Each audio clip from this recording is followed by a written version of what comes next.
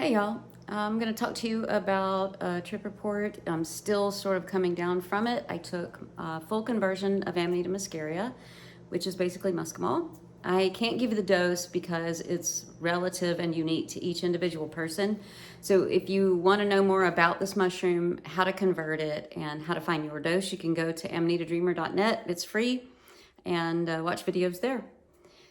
This particular video is because I met somebody. If you want to know my history, I don't talk about my personal life, but I do periodically when it relates to the use of this mushroom. And I went through a divorce 2 years ago from an 18-year marriage. And I talked about that because I used Amanita to heal. It is a good mushroom for grieving and for heart matters and matters of the heart, and also for finding an identity and a sense of self. And that relationship into 2 years ago, I've done a lot of high dose psilocybin.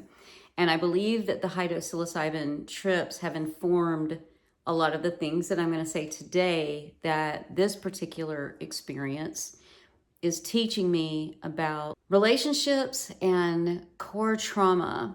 And I'm in a much better place, a much healthier place. I've been using Amanita for almost 6 years now. 4 of those years were within that marriage. And as soon as I found Amanita and started using it, of course, I started growing away from my spouse. So it was no surprise. And it's pretty common for people who are in situations they probably shouldn't be in, that once they find Amanita and start using it, they usually wind up leaving those situations or vibrating out of them because of the changes that happen internally. And that's what happened to me. But I met someone recently, and it makes me feel good that I was able to be in vibration with and able to date someone who's healthy. And they come from a loving background with their parents. Their issues are more related to being neurodiverse and some of the trauma that comes with that, and then other things that happen later in their life. So it's not because of their upbringing. That's important because our core issues that come from parenting tend to inform relationships. And so he looks at the world through the eyes of the world as a safe place. And layered on top of that then are the issues or whatever that need healing. Whereas I didn't come from that kind of upbringing, and I look at the world as a place of survival and sort of eking out an existence, and it's not a safe place. And one of my core issues that I didn't think was connected to relationship is coming up. And I wanted to talk to you about how the Amanita work with me and the questions they've been asking me and the things that have been coming up and the things that I'm learning. It's starting to wear off now, finally. This has been a rough one. Not rough like some of the other ones that I've given you trip reports on because of shame, but this one because it's really scaring me. And the reason it's scaring me is because I'm really surprised at how easy it has been to be in relationship with this man, how he shows up, how good I am at communicating how I feel, and how both of us are intelligently informed, good communicators, self-aware, can identify an issue, look at it from the outside, and talk about it outside of it. And it's beautiful. I've never been able to be in relationship with anyone like that. So it has been a very positive experience, but also very triggering, because when all you've ever known are unhealthy ways of relating, even when it's okay, like my brain will lie and say, oh, that's too good, or hey, be careful, don't get in too deep here because and then fill in the blank, whatever that fear is. And so I wanted to talk to you about what's happening in the last 12 hours with me. I went back to a place that it feels like I go frequently when I'm on muscimol. And it's this place where there are a lot of garages and Airbnbs and places people stay, but they're like stacked all over each other and in and out of a mountain. And there's all these back rooms and doors and ways to get around through all of it. It's like maze-y. And I feel like every time I have a high dose muscimol experience, part of the experience are conversations with the Amanita mushroom. And then it feels like as I'm getting closer to the end of that part of being under the influence of the mushroom, they drop me into this place again where I then re-experience the exact same story and scenario every single time. And they show me, you've been here before. And as soon as I drop in, I'm like, okay, right. And like, I'm standing outside of, it's like a scenario or a program they're about to run for me after whatever they were teaching me. And they say, okay, you've been here before. And I look at the scenario and I go, oh, right. Yeah, I remember. And they say, remember that when you go in, remember the things that we've just taught you. And then they run down a list of things. And then they put me into the scenario and I drop into it and it starts running. And in the beginning, I'm aware I'm in a scenario that's running. And in the beginning, I know what it is I'm supposed to remember and do differently, but almost immediately I forget. And then I run through it like a dream, except that I have self-awareness in it that I'm supposed to be changing and learning and doing it better, and that it's not quite a dream. It usually involves some form of water seeping into the living space and taking my belongings, and I'm struggling to grab the things to survive. I can't lock my space, and people continue to invade my space and take things or use my things, demand things of me, want me to interact with them. And I'm just trying to find myself again. I just want safety. I just want peace. I just want to be left alone. I don't have to tell you what that means. I mean, clearly, right? And we had our first really difficult discussion. And he didn't do anything wrong. I was just bringing up some boundaries I wanted to set around something I didn't like or that I was uncomfortable with. Not anything wrong with him, just personal issues for me. And in doing it and talking about those boundaries and he asking for clarification or saying, could we try this or maybe that, being good and working with me, listening, validating, seeing my feelings. Somewhere inside of me, this core issue opened up and a whole bunch of fear just opened up and a lot of like lies started running in my head of, he's not really paying attention. You need to protect yourself. You need to run away. This is not tolerable. You need to get out of this relationship. This is not going to end well. Protect yourself, run away, set the boundaries, put distance there. Like the man is literally doing nothing wrong. But that feeling was so incredibly strong for me. I could feel my body energy changing. And I think that my fear and that energy triggered his. And even so, he was incredibly kind in it. But I mean, the things that he said hurt. He started going back on some things. He started sort of backpedaling on things that safety he had created for me. And it was his fear speaking. And I was confused and hurt. And I'm like, why would you say that? Why are you doing that? You're saying the opposite of what you've been saying. And I'm confused. I'm like asking for clarification and getting more animated about it, but certainly nothing unhealthy and certainly not, attacking each other or anything. And as I got really big and animated and saying, why would you do that? Why would you say that? This is really hurting. He said, whoa, whoa, whoa, stop. And I'm like, okay, stop. I'm listening. And he said, this doesn't feel good. Let's just take a break here for a minute. And what he did was very healthy.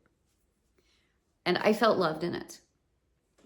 When we got to the end of it, I wanted distance and space to go center and ground and find myself. The unhealthy part of me wanted to stay in conversation and bring it down to something positive and something good and lightness of being. That sounds healthy. But I know the difference. It was coming from an unhealthy side of me that was in anxious attachment. The healthier part of me said, good, we've resolved this. We've worked it out. We did great. Now I need to sit back and decompress and find myself in rest. So he also had plans. So he went out and had a good time, and, he had plans.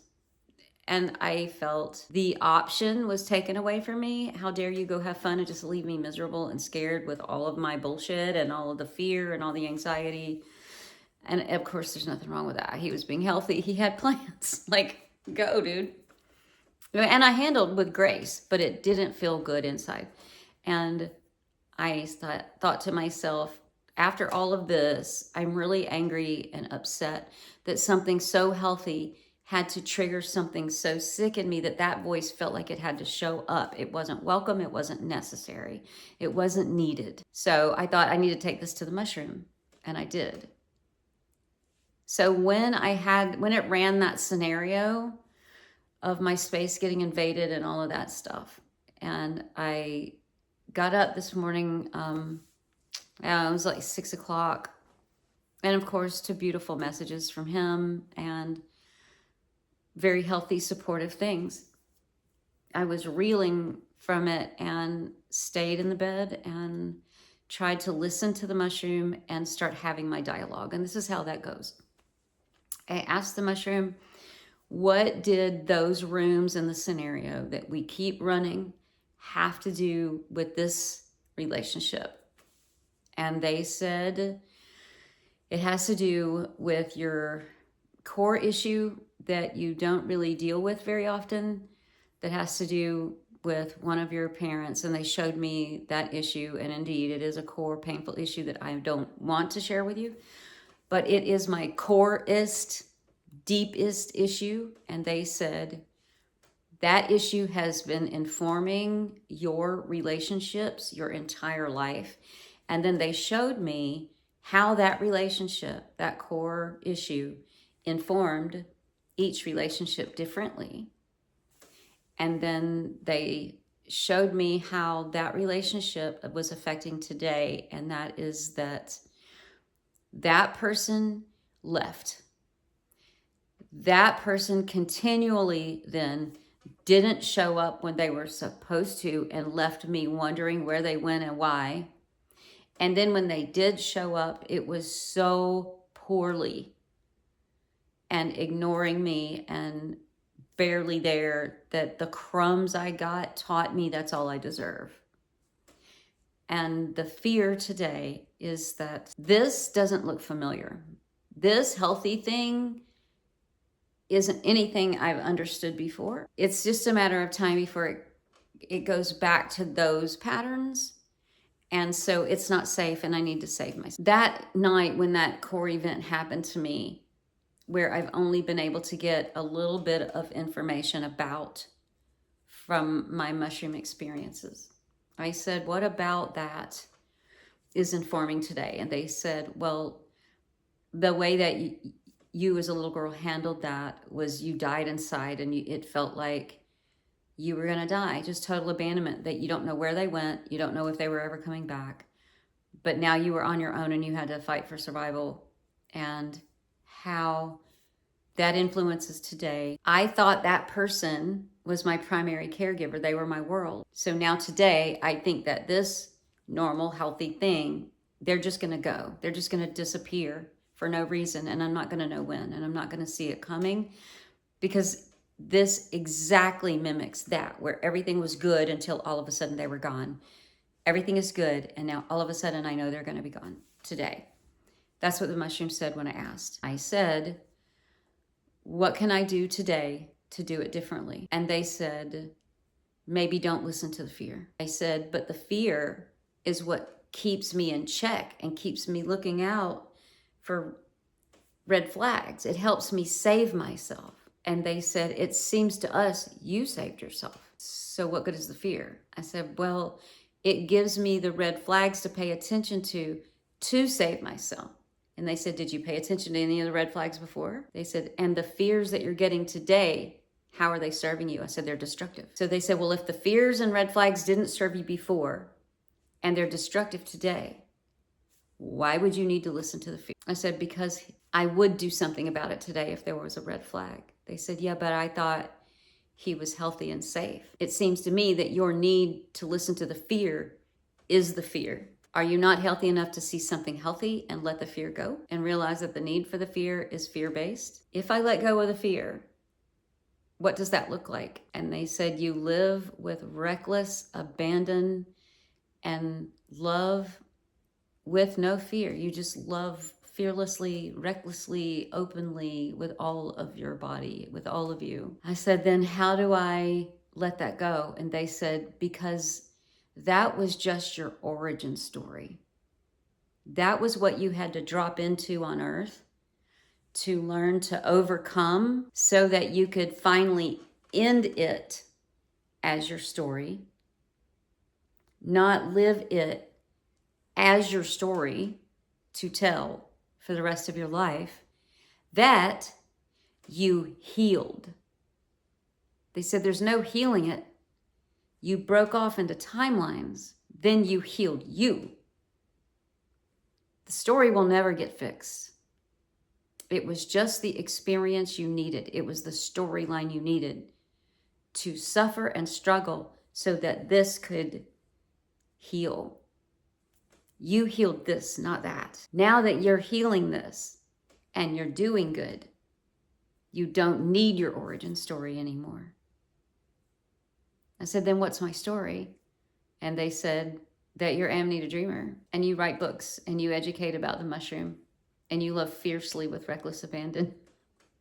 I was like, oh my God. Anyway, I love these mushrooms, and social media has either taken accounts down or they've demonetized all of my channels, so I can't earn money to support AmanitaDreamer.net. So if you would go to mushroomvoice.com, those are the products I make, and support it. That would help me keep making it free. I hope what I'm doing is valuable to you. I hope that this video helped you learn and grow and understand how you can also talk to the mushroom. I won't be answering questions about my personal life. My personal life isn't my story on social media. I won't be updating you on the relationship. That's just private. It's between me and them. But as I work on the Amanita Muscaria documentary, and it finally comes out, and we go to premieres, we're still together. Hopefully he'll be by my side. We'll see. Okay, thank you for being here and following along. Go to AmanitaDreamer.net if you have questions. So, yes, I love you, beautiful people. Bye.